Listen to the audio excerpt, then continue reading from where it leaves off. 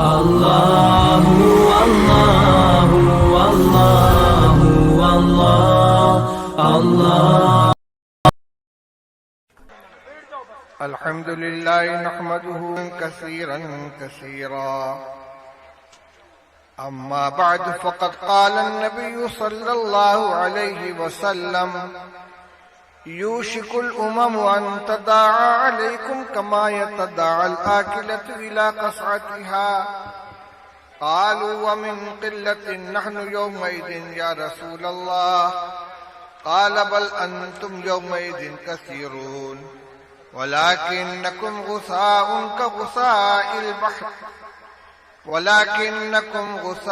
كغثاء السيل. ولينزعن الله من قلوب عدوكم المهابة منكم وليقذفن الله في قلوبكم الوهن. قالوا: وما الوهن يا رسول الله؟ قال: حب الدنيا وكراهية الموت، أو كما قال رسول الله صلی اللہ علیہ وسلم. صدر محترم، علماء کرام، برادران اسلام، حاضرین مجلس، اس وقت یہ فقید المثال اجتماع جو جمعیت علماء اسلام کے 100 سالہ جشن کے نام پہ منعقد کیا جا رہا ہے، اور تاحد نگاہ اہل ایمان کا یہ ٹھاٹھے مارتا ہوا سمندر کل سے پوری دنیا کے منتخب اور نمائندہ اکابر و مشائخ کی گفتگو سن رہا ہے.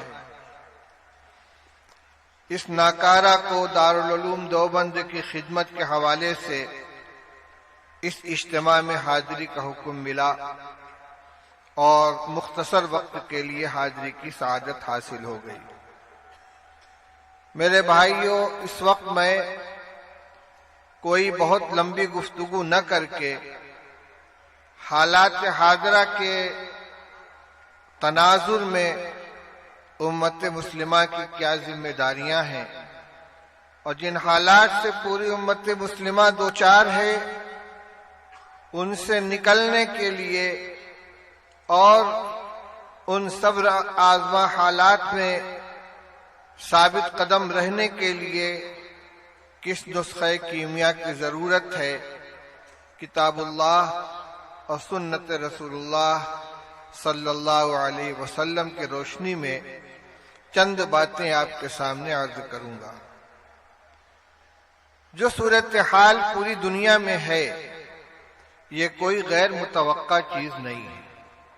حضرت نبی اکرم صلی اللہ علیہ وسلم نے بہت پہلے اس کی پیشین گوئی فرما دی تھی کہ ایک وقت ایسا آئے گا جب دنیا کی ساری قومیں مسلمانوں کے خلاف اس طرح متحد ہو جائیں گی اور اس امت کو نقصان پہنچانے کے لیے، ان کو زخم دینے کے لیے، ان کو ٹھیس پہنچانے کے لیے، بلکہ ان کا وجود ختم کرنے کے لیے اپنے باہمی نظریاتی، مذہبی، سیاسی، سماجی اختلافات کے باوجود ایک مسئلے پہ سب متفق ہو جائیں گے کہ اسلام اور مسلمانوں کے خلاف ان کا ایجنڈا ایک ہوگا.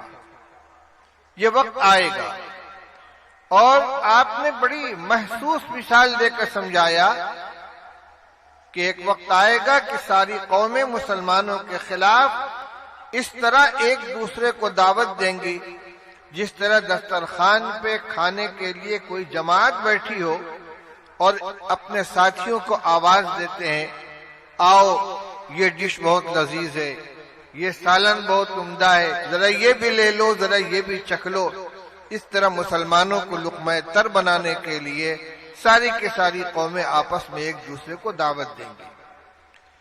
یہ بات جب رسول اللہ صلی اللہ علیہ وسلم نے ارشاد فرمائی ہے اس وقت مسلمان اگرچہ تعداد کے اعتبار سے بہت مختصر تھے، لیکن ان کا ایمان پہاڑ سے زیادہ مضبوط، اللہ کے اوپر ان کا بھروسہ، اللہ کے وعدوں پر بھروسہ اور اسلام کے ایک ایک حکم پر عمل کرنے کے سلسلے میں ان کا جذبہ اتنا غیر متزلزل تھا، اور ان کی دھاک اس طرح بیٹھی ہوئی تھی کہ ان کے لیے یہ بات عجیب و غریب تھی، حیرت کی بات تھی کہ کیا ایسا بھی وقت آئے گا کہ مسلمانوں کے خلاف ساری قومیں متحد ہو جائیں گی؟ آخر اس کا سبب کیا ہوگا؟ انہوں نے خیال کیا کہ شاید مسلمان اس زمانے میں تعداد کے اعتبار سے بہت تھوڑے ہوں گے۔ تو بعض صحابہ نے پوچھا وَمِن قِلَّةٍ نَحْنُ يَوْمَئِذٍ یا رسول اللہ، کیا اس زمانے میں ہم لوگ بہت تھوڑے ہوں گے؟ ہمارے دشمن زیادہ ہوں گے، ہم کم ہوں گے، بہت کم ہوں گے؟ رسول اللہ صلی اللہ علیہ وسلم نے ارشاد فرمایا بل انتم یومئذ کثیرون، نہیں، تم تھوڑے نہیں ہوگے، تمہاری تعداد بہت ہوگی۔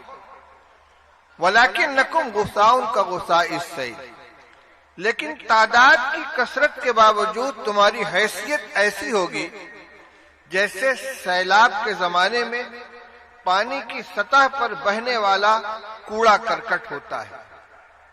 بہترین مثال دی آپ نے، جب سیلاب آیا ہوا ہو، ہر طرف سے بارش کا، نالے کا پانی ایک ندی میں اکٹھا ہو رہا ہو اور اپنے ساتھ جھاڑ جھنکار کوڑا کرکٹ بہا کر لے آئے، تو یہ کوڑا کرکٹ اتنا مقدار کے اعتبار سے زیادہ ہوتا ہے کہ پانی کی پوری سطح پہ چھا جاتا ہے، لیکن اس کے باوجود اس کی نہ کوئی قیمت ہوتی ہے، نہ اس کا کوئی وزن ہوتا ہے، جدھر بہاؤ اس کو لے کر جائے بہتا چلا جائے، کہیں کوئی رکاوٹ آئی ٹکرا گیا، کہیں نشیب آیا نیچے گر گیا، کہیں موڑ آیا گھوم گیا، کوئی اس کو کوڑی کے بھاؤ لینے کے لیے تیار نہیں ہوتا۔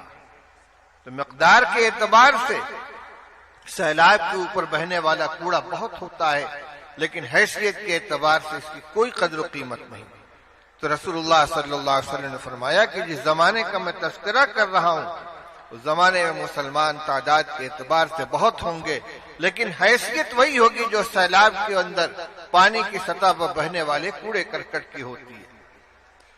اور صورتحال کیا ہوگی؟ دو باتیں فرمائی، وَلَيَنزِعَنَّ اللَّهُ مِن قُلُوبِ عَدُوِّكُمُ الْمَحَابَّةَ مِنكُمْ، اللہ تعالی تمہارے دشمنوں کے دلوں سے تمہاری ہیبت نکال دیں گے۔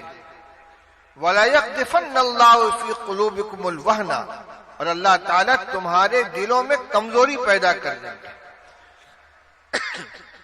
رسول اللہ صلی اللہ علیہ وسلم نے ارشاد فرمایا ہے کہ بندوں کے دل اللہ تعالیٰ کی دو انگلیوں کے درمیان ہے، جدھر چاہیں اسے پھیر دیں، وہی دلوں میں قوت پیدا کرتے ہیں، وہی دلوں میں کمزوری لے آتے ہیں، وہی کسی کا روب ڈال دیتے ہیں اور وہی کسی کا روب نکال دیتے ہیں۔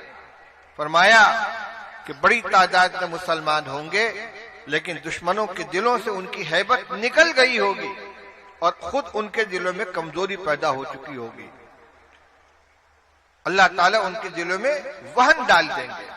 تو صحابہ نے پوچھا مل وہن یا رسول اللہ، آخر اس بزدلی اور اس کمزوری کی وجہ کیا ہوگی؟ آپ نے فرمایا حب الدنیا و کراہیت الموت، دو وجہیں ہوں گی، ایک دنیا سے محبت اور دوسرے موت کی کراہیت۔ یہ حاصل ہے اس حدیث پاک کا۔ آج مسلمان تعداد کے اعتبار سے پوری دنیا میں دوسری بڑی اکثریت کے اندر ہے۔ اگر عیسائیوں کو جو خواہ مذہبی طور پر عیسائی ہوں یا قومی مردم شماری کے اعتبار سے اپنے کو عیسائی کہتے ہوں، ان سب کو ایک مذہبی یونٹ تسلیم کر لیا جائے تو اس کے بعد پوری دنیا میں سب سے بڑی تعداد مسلمانوں کی، کم از کم 22 مسلم اسٹیٹ ہیں جہاں مسلمان اکثریت میں خود ان کی حکومت، کئی ایسے ممالک ہیں کہ جہاں ان کی بہت بڑی تعداد ہے، اگر پوری دنیا کے مسلمانوں کو شمار کیا جائے تو ان کو قلیل نہیں کہا جا سکتا۔ حضور نے فرمایا تھا بل انتم یومئذ کثیرون، تم بہت ہوگے۔ آج کے جو حالات ہیں وہ بتا رہے ہیں کہ واقعی اتنی حکومتیں، اتنی تعداد ہے، دولت کے سرچشمے مسلمانوں کے پاس ہیں، پیٹرول کے کنویں ان کے پاس ہیں، دولت کی فراوانی ہے، عددی اکثریت ہے، لیکن آج پوری دنیا میں مسلمانوں کا کوئی وزن نہیں ہے، کوئی ان کی طاقت نہیں ہے۔ اس کی بنیاد کیا ہے؟ رسول اللہ صلی اللہ علیہ وسلم نے دو باتیں ارشاد فرمائی ہیں، حقیقت میں وہی ہمارے لیے غور کرنے کی چیز ہے۔ دو اسباب ہیں، ایک دنیا کی محبت اور دوسرے موت کی کراہیت۔ دنیا کی محبت کا مطلب کیا ہوا؟ دو چیزیں ہیں۔ رسول اللہ صلی اللہ علیہ وسلم نے ارشاد فرمایا من احب دنیاہ اضر بآخرتہ ومن احب آخرتہ اضر بدنیاہ فآخروا ما يبقى على ما يفنى او كما قال رسول اللہ صلی اللہ علیہ وسلم۔ آپ نے ارشاد فرمایا کہ جو آدمی اپنی دنیا کو محبوب بنائے گا اسے اپنی آخرت کا نقصان اٹھانا پڑے گا، اور جو اپنی آخرت سے محبت کرے گا اسے دنیا کا نقصان برداشت کرنا پڑے گا۔ دونوں چیزیں برابر اور یکساں طور پر اس کے ہاتھ لگ جائیں، دنیا کے اعتبار سے بھی کوئی نقصان نہ ہو اور آخرت کی بھی مکمل کامیابی حاصل ہو جائے، یہ ہو نہیں سکتا۔ دونوں میں تقابل ہے۔ کرنا کیا ہے؟ فرما آثروا ما یبقى علی ما یفنى، جو چیز ختم ہو جانے والی ہے اس کو اس چیز کے اوپر ترجیح دو، جو چیز باقی رہنے والی ہے اس کو ترجیح دو اس چیز کے اوپر جو ختم ہو جانے والی ہے، یعنی آخرت کی کامیابی، وہاں کی سرخروئی، وہاں کی عزت، جن چیزوں سے حاصل ہو سکتی ہے ان کو اختیار کرو۔ آپ نے ارشاد فرمایا حب الدنیا راس کل خطیئۃ، دنیا کی محبت ہر خطا اور ہر گناہ کی بنیاد ہے۔ آدمی جھوٹ کیوں بولتا ہے؟ بے ایمانی کیوں کرتا ہے؟ حقوق طلب کیوں کرتا ہے؟ خونریزی کیوں کرتا ہے؟ کوئی نہ کوئی دنیاوی منفعت اس کے پیش نظر ہوتی ہے۔ اور اسلامی تعلیمات، شرعی احکام، ان پر عمل کرنا دشوار کیوں ہو جاتا ہے؟ اس لیے کہ ان اعمال کا جو صلہ آخرت میں ملنے والا ہے، ان پر جو کامیابی کا فیصلہ ہے اللہ تعالیٰ کی طرف سے، وہ ہماری نگاہوں سے اوجھل ہو چکا ہے۔ اس لیے میرے بھائیوں، رسول اللہ صلی اللہ علیہ وسلم نے جہاں آنے والے حالات کی پیشین گوئی کی ہے، وہیں مرض کی بھی نشاندہی کی ہے، اور جب مرض کی نشاندہی ہو گئی تو اسی کے ضمن میں اس کا علاج بھی آ گیا کہ آج ہمیں سب سے پہلی بات یہ ہے کہ مسلمانوں کو اپنی زندگی میں تبدیلی لانے کی ضرورت ہے۔ وہ تبدیلی کیا ہوگی؟ اسی ضمن میں ایک بات اور عرض کرتا چلوں۔ ساری دنیا مسلمانوں کے خلاف ہے اور اسلام کے خلاف ہے، ہر محاذ پر، سیاسی اعتبار سے، اور اسی کے ساتھ ساتھ جو جتنی کوششیں ہو سکتی ہیں اسلام کو اور مسلمانوں کو بدنام کرنے کے لیے، ہر سطح پر اس کوشش کو، ان ذرائع کو اختیار کیا جا رہا ہے، استعمال کیا جا رہا ہے۔ اور یہ زمانہ پروپیگنڈے کا ہے۔ گوبلز کا جو فلسفہ تھا کہ جھوٹ اتنا بولو کہ خود جھوٹ بولنے والے کو شبہ ہونے لگے کہ کہیں یہ سچ تو نہیں ہے، آج جھوٹ مسلسل اور اتنی قوت کے ساتھ اسلام اور مسلمانوں کے بارے میں بولا جا رہا ہے، پروپیگنڈا کیا جا رہا ہے کہ اچھے خاصے لوگ بھی شک و شبہ کا شکار ہو جاتے ہیں۔ بڑی عجیب و غریب بات ہے کہ کچھ دنوں پہلے دیندار مسلمان، داڑھی ٹوپی کرتا والے، معزز، قابل اعتماد سمجھے جاتے تھے، اور آج ماحول ایسا بنا دیا گیا ہے کہ جو دینی شکل و صورت والے، داڑھی کرتا والے ہیں، دیندار لوگ ہیں، ان کو مشکوک قرار دے دیا گیا، اور جن لوگوں کو پہلے ناقابل اعتماد سمجھا جاتا تھا آج وہ قابل اعتماد ہو گئے۔ یہ نتیجہ اس پروپیگنڈے کا، کبھی مسلمانوں کو دہشت گرد کہا جاتا ہے، کبھی مدارس کو دہشت گردی کا اڈا کہا جاتا ہے، لیکن ہماری طرف سے اسلام کی، مدارس کی اور مسلمانوں کی صحیح تصویر پیش کرنے کی کوشش جس سطح پر ہونی چاہیے وہ نہیں ہو رہی ہے۔ مثبت جواب یہ ہے کہ ہم اپنی عملی زندگی ایسی بنائیں کہ ہمیں دیکھ کر لوگ ہم سے اسلام کو سیکھیں، ہم سے اسلام کو جانیں۔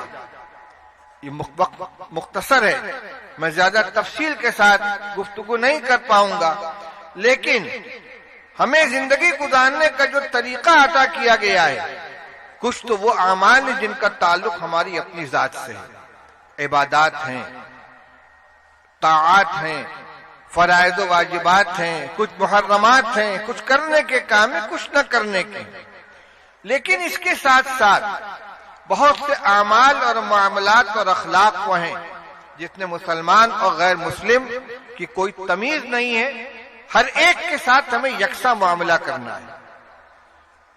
مثال کے طور پر تجارت میں دیانتداری اور ایمانداری کا معاملہ، کسی کے ساتھ ہمارا لین دین ہو رہا ہو، اس کو اطمینان نہ کہ یہ مسلمان ہے، لہذا اس سے ہم کو کوئی دھوکہ نہیں ہوگا، اس سے کوئی نقصان نہیں پہنچے گا۔ اسی طرح پڑوسیوں کے ساتھ حسن اخلاق کی جو تعلیم دی گئی ہے، رسول اللہ صلی اللہ علیہ وسلم نے ارشاد فرمایا، واللہ لا یؤمن، واللہ لا یؤمن، واللہ لا یؤمن، قیل من یا رسول اللہ، قال من لا یامن جارہ بوائقہ، فرمایا کہ بخدا وہ مسلمان نہیں، بخدا وہ مسلمان نہیں، بخدا وہ مومن نہیں۔ پوچھا گیا کون یا رسول اللہ؟ فرمایا جس کا پڑوسی اس کی اذیت سے محفوظ نہ رہے۔ اتنا کوئی امتیاز نہیں ہے کہ وہ پڑوسی مسلمان ہے کہ یہودی ہے کہ عیسائی ہے کہ اور کسی مذہب سے تعلق رکھنے والا ہے، جو پڑوسی ہے، پڑوسی ہونے کی بنا پر ہمارے حسن سلوک کا وہ مستحق ہے۔ اسلام نے تو فرمایا کہ پڑوسی کی بھی مختلف قسمیں، الجار ذی القربى والجار الجنوبی والصاحب بالجنب۔ ایک پڑوسی وہ ہے کہ جو پڑوسی بھی ہے، رشتہ دار بھی ہے، ایک پڑوسی وہ ہے کہ جو صرف پڑوسی اور اجنبی ہے، اور ایک وہ شخص ہے کہ جو مستقل پڑوسی نہیں ہے، تھوڑی دیر کے لیے آپ کے پہلو کا ساتھی بن گیا ہے۔ ایک ٹرین میں آپ سفر کر رہے ہیں، آپ کی سیٹ پر آپ کے بغل میں جو شخص بیٹھا ہوا ہے، فلائٹ میں آپ سفر کر رہے ہیں، آپ کے بازو میں جو آدمی بیٹھا ہوا ہے وہ آپ کا پڑوسی ہو گیا۔ اسلام کے علاوہ کسی نے یہ حق چند منٹ کے پہلو میں بیٹھنے والے کو نہیں دیا ہے، یہ قرآن کی تعلیم ہے۔ آپ یہ محسوس کریں کہ ہمارا مذہب ان کو یہ سکھلاتا ہے، اس کو یہ بات محسوس ہونی چاہیے کہ ایک اجنبی شخص کے مقابلے میں، ایک دوسرے کے مقابلے میں مسلمان کے بغل میں بیٹھنے میں مجھ کو عافیت ملے گی، راحت ملے گی۔ رسول اللہ صلی اللہ علیہ وسلم نے اس کا بھی حق بیان فرمایا ہے، قرآن نے اس کا حق بیان فرمایا ہے۔ ہمارے بغل میں ایک شخص نماز پڑھ رہا ہے، حکم یہ ہے کہ بازو کو نرم رکھو۔ آپ کے بغل میں جو نمازی کھڑا ہوا ہے تو اتنے ٹائٹ مت رہو کہ اس کو تکلیف ہو، خود دب جاؤ۔ سجدے میں جاؤ تو تھوڑا سمٹ جاؤ۔ مجلس کے اندر بیٹھو، اذا قیل لکم تفسحوا فی المجالس فافسحوا، آپ مجلس میں بیٹھے ہوئے، کچھ لوگ آ گئے، تھوڑا سمٹ کر ان کو جگہ دے دیجیے۔ چند منٹ کے لیے ایک آدمی آیا ہے، ہر چیز کے اندر اپنے آپ کے اپنے مقابلے میں دوسرے کو ترجیح دی جائے۔ واقعات تاریخ کے اندر بھرے پڑے ہیں۔ امام ابو حنیفہ رحمۃ اللہ علیہ کے زمانے میں ان کا ایک غیر مسلم پڑوسی تھا، یہودی، جو شراب پیتا تھا۔ اور رات کو جب شراب میں دھت ہو کر گھر میں آتا تو وہ شعر پڑھا کرتا تھا، اذاعونی وائی فتن اذاعو لیوم کریہۃ وسداد صغری، لوگوں نے مجھے کھو دیا، مجھے ضائع کر دیا، اور کیسے جوان کو ضائع کر دیا جو جنگ کے دن اور سرحدوں کی حفاظت کے موقع پر کام آ سکتا تھا۔ ایک ترنگ کے اندر پڑھتا تھا۔ ایک مرتبہ گرفتار ہو گیا، پولیس اس کو پکڑ کے لے گئی۔ امام ابو حنیفہ رحمۃ اللہ علیہ کو خبر لگی، پڑوسی تھا، یہودی تھا، شرابی تھا، بہت نیک آدمی نہیں تھا لیکن پڑوسی تھا۔ امام صاحب تشریف لے گئے، اس کا جرمانہ ادا کیا اور اسے رہا کرا کے لے آئے اور فرمایا ما اذعناکا، تو کہتا تھا کہ لوگوں نے ہمیں ضائع کر دیا، ہم نے تمہیں ضائع نہیں کیا، دیکھو تم کو ہم چھڑا کر لے آئے۔ غالباً وہی پڑوسی یا کوئی دوسرا پڑوسی، اس نے اپنا مکان بیچنے کا ارادہ کیا اور اعلان کیا کہ میرے مکان کی قیمت 20,000 درہم ہے۔ لوگوں نے کہا تمہارے مکان کی قیمت 10,000 سے زیادہ نہیں ہے۔ اس نے کہا ٹھیک ہے، مکان کی قیمت 10,000 اور ابو حنیفہ کے پڑوس کی قیمت 10,000۔ یہ مکان ابو حنیفہ کے پڑوس میں ہے، میں اس کو بیچ کر جاؤں گا تو مکان بھی چھوٹے گا، پڑوس بھی چھوٹے گا، اور جو آ کر اس مکان میں رہے گا اس کو مکان بھی ملے گا، ابو حنیفہ کا پڑوس بھی ملے گا، لہذا جتنی قیمت مکان کی رکھ رہا ہے اتنی قیمت رکھ رہا ہے امام ابو حنیفہ رحمۃ اللہ علیہ کے پڑوس میں ہونے کی۔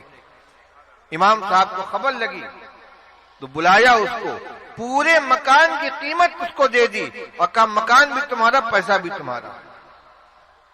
جس نے اپنے پڑوسی کی اتنی قدر کی ہے، معلوم نہیں اس کے جانے کے بعد کون دوسرا پڑوسی آ جائے میرا، اس لیے اس پڑوسی کی قدر کرنی چاہیے۔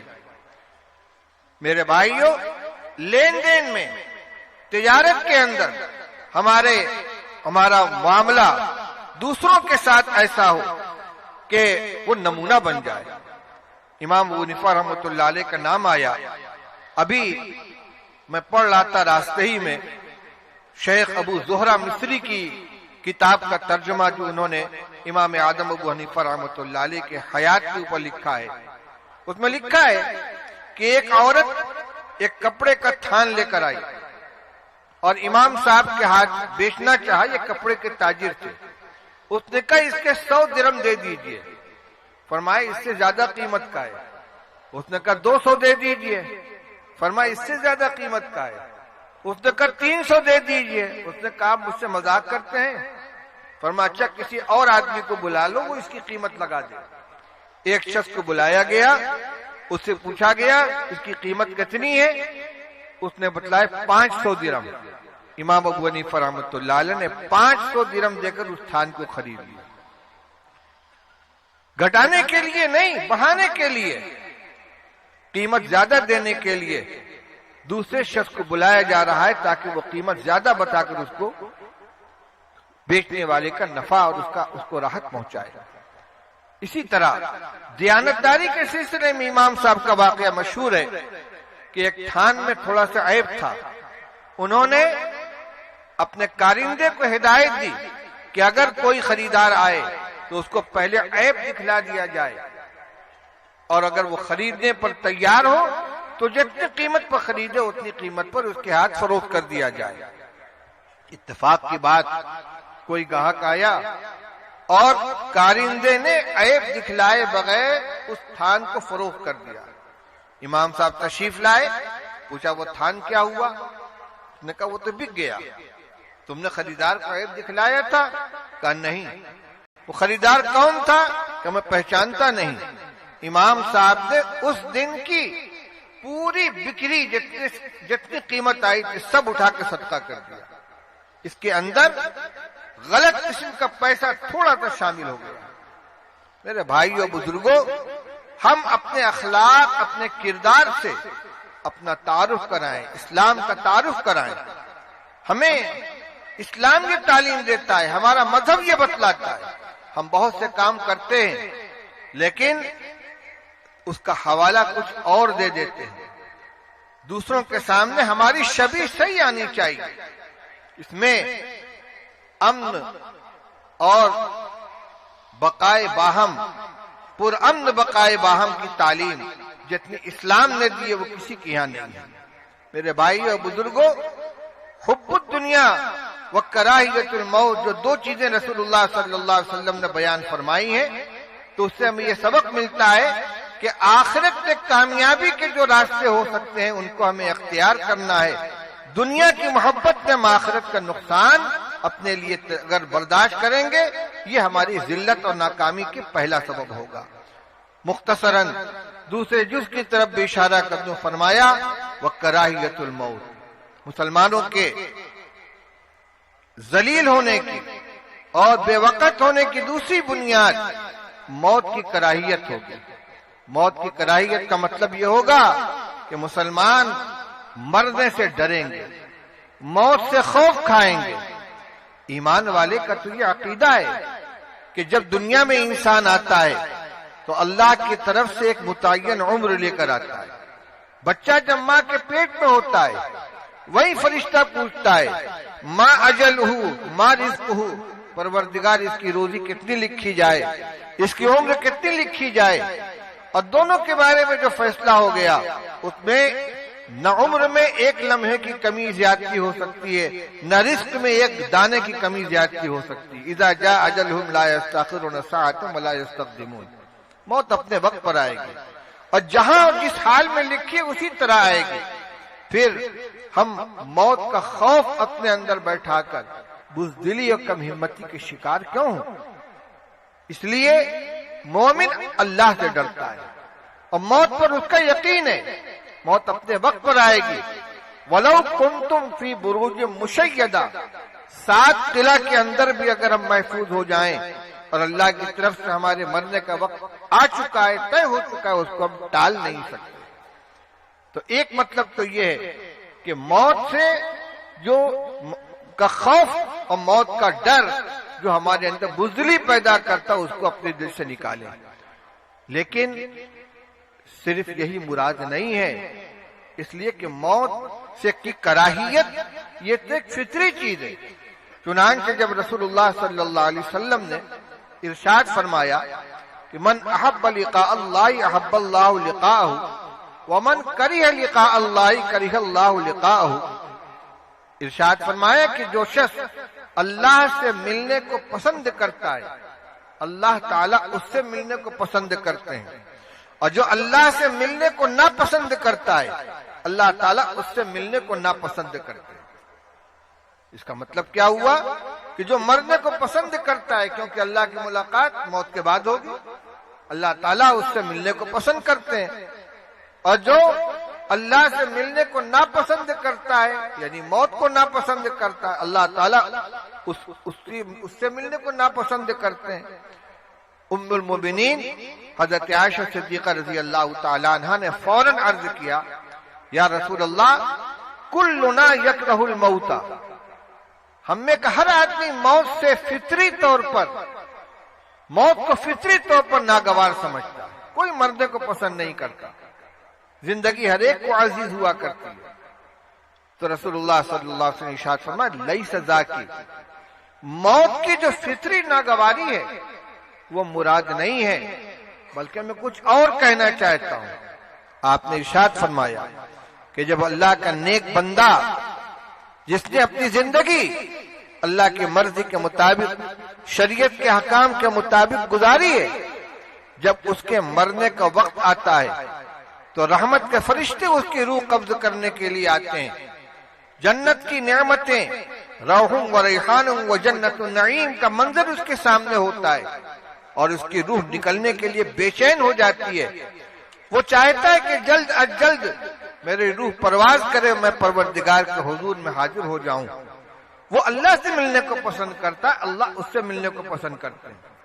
اور جو انسان فسق و فجور میں اللہ اور اس کے رسول صلی اللہ علیہ وسلم کی مخالفت میں بلکہ عملی بغاوت میں زندگی گزارتا ہے، جب اس کے مرنے کا وقت آتا ہے تو عذاب کے فرشتے آتے ہیں، عذاب کے ساتھ و سامان کے ساتھ، اور ان کو دیکھ کر اس کی روح بدن کے اندر پھڑپھڑاتی ہے، نکلنا نہیں چاہتی، اور وہ مرنے سے گھبراتا ہے کیونکہ اس کے سامنے منظر ہوتا ہے کہ ادھر روح نکلی اور میں گرفتار کیا گیا، مجھے سزا ملے گی۔ یہ ہے کریہ لقاء اللہ، کہ اللہ سے ملاقات کو ناپسند کرے۔ اس کا مطلب کیا ہوا؟ زندگی ایسی گزارو کہ جب آخری وقت ہو تو شوق ہو اللہ کے پاس جانے کا، اور ایسی زندگی سے بچو کہ آخر وقت کے اندر مرنے کا خوف پیدا ہو جائے۔ شیخ سعدی رحمۃ اللہ علیہ نے مختصر لفظوں میں ایک بہت خوبصورت انداز میں یہ بات کہی ہے، ارشاد فرمایا، یاد داری کہ وقت زادہ نے تو ہم خندہ بدند تو گریاں، یاد داری کہ وقت زادہ نے تو ہم خندہ بدند تو گریاں، ہم چنازی کہ وقت مردن تو ہم گریاں شوند تو خندہ۔ فرماتے ہیں یاد داری کے وقت زادہ نے تو ہم خندہ بدند تو گریاں۔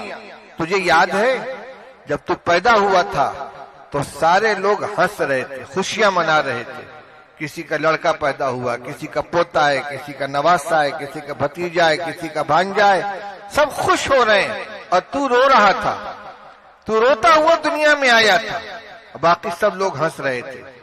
فرماتے ہم چنازی، زندگی ایسی گزار کے دنیا سے جاؤ کہ وقت مردنے تو، جب تمہارے مرنے کا وقت آئے تو ہم گریاں شوند تو خندہ، سارے لوگ رو رہے ہوں، آنسو بہا رہے ہوں تیری جدائی کے اوپر، اور تو ہنستا ہوا دنیا سے جائے، کیونکہ آگے تیرا رحمت الہی تیرے استقبال کرنے والی ہے۔ اب اس روایت کی روشنی میں دیکھیں تو حب الدنیا و کراہیت الموت کا مطلب کیا ہوا کہ مسلمانوں کے اندر بزدلی اور کمزوری اور بے وقعتی پیدا ہونے کے دو اسباب ہوں گے، ایک تو دنیا کی محبت، دوسرے ایسی زندگی گزارنا کہ اس زندگی کے بعد جب دنیا سے جانے کا وقت ہو تو مرنے کے لیے تیار نہ ہو، خوف ہو کہ عذاب الہی میں گرفتار ہو جاؤں گا۔ اس لیے اس کی تیاری یہ ہے کہ آدمی شریعت اور سنت کے مطابق زندگی گزارنے کی کوشش کرے۔ انشاءاللہ یہی نسخہ ہے کہ جو ہر شخص اپنے طور پر اپنا سکتا ہے، اپنی جگہ پر اس کو اختیار کر سکتا ہے۔ رسول اللہ صلی اللہ علیہ وسلم نے جہاں بیماری بتلائی ہے اس کا علاج بھی بتلا دیا۔ اللہ تعالی ہم سب کو عمل کرنے کی توفیق عطا فرمائے۔ اس عظیم الشان مجمع کے ذریعے حدیث پاک کا یہ پیغام